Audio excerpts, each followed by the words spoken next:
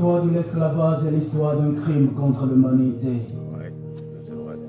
L'histoire de l'esclavage est l'histoire d'un crime contre la dignité.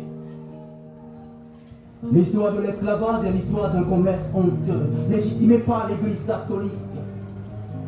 L'histoire de l'esclavage est l'histoire d'une haine entretenue par des versets coraniques. Nous ne racontons pas l'histoire pour cultiver la haine de l'autre. Nous la racontons juste pour entretenir la mémoire des nôtres. Car sans mémoire, il n'y a pas de fierté. Sans fierté, il n'y a pas de dignité. Sans dignité, il n'y a pas la conscience du devoir de combat. Et sans la conscience du devoir de combat, l'histoire se répétera. 1803-2023. 120 ans déjà qu'Haïti a vaincu Napoléon grâce au vaudou. 1803-2023. 220 ans déjà qu'Haïti a aboli l'esclavage grâce au vaudou. 220 ans déjà que silence coupable bâillonne l'histoire d'Haïti.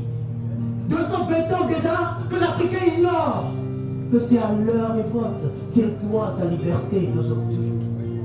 220 ans déjà que nous sommes programmés à vivre dans un oubli organisé. 220 ans déjà qu'a vaincu à Saint-Domingue le droit du nègre à la vie, son droit à la liberté, son droit à la dignité, son droit à l'humanité.